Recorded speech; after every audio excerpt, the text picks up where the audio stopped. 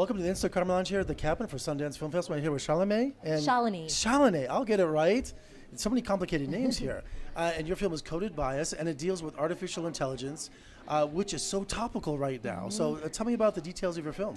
Well, my film actually follows a brilliant woman named Joy Buolamwini, who is an MIT Media Lab researcher, who quite by accident figures out that facial recognition doesn't see dark faces or women with as much accuracy, and sort of follows her on this journey to discover bias, not just in facial recognition technology, but in so many of the automated systems that are impacting our lives.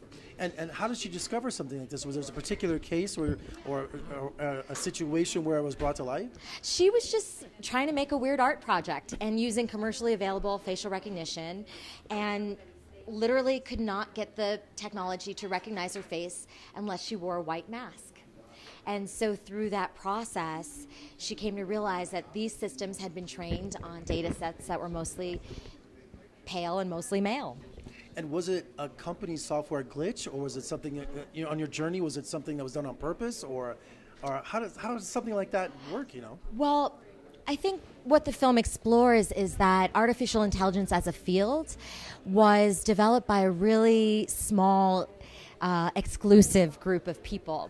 And so that sort of has governed how the technology has worked and who it works for. And so a lot of times these biases aren't even intentional, but they sneak into the data. So for instance, there was a case where AI tried to bring in an artificial intelligence gatekeeper for hiring, right? And you would think, oh, this is sort of unbiased, right? That's the hope of this technology, right?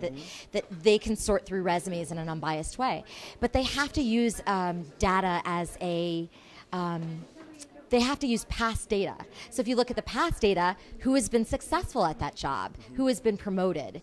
And if it's men, then that computer will pick up on those human biases. And what happened was that Amazon recruiting AI tool actually discriminated against women. And anyone who went to a women's college or had a women's sport was discriminated from the position, and they had to scrap that tool. So do they dispute those facts? They're saying it's not biased, or like? Oh, this is well reported. Yes. Yeah. And they have scrapped the tool, obviously. Right. Yes, but it's just to say that these automated systems pick up on human biases, and unless there's a human in the loop and we have some oversight, there can be a lot of danger, especially to communities that are vulnerable. And as a filmmaker, how was this brought to light? Did you think there's a story here, and how did you get involved with it? I think this is one of the most important I think this is one of the most important issues of our times. I think that artificial intelligence is where the new battleground for civil rights and democracy is going to be fought.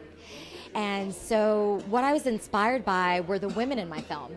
My film is full of data scientists and mathematicians, sort of rebels and misfits, who have dared to challenge authority and to fight for a more humane, ethical uses of this technology. And there's so many aspects of artificial intelligence. This is one with facial recognition, but presidential candidate Andrew Yang is talking, his platform is all about how artificial intelligence is going to take the job market, how it's going to change our lives, and we're not prepared for it. And your film is right there at the forefront. Absolutely. Well, thank you so much for talking to me, and good luck with the rest of the festival. Thanks for having me. Thank you. My pleasure. Thank you.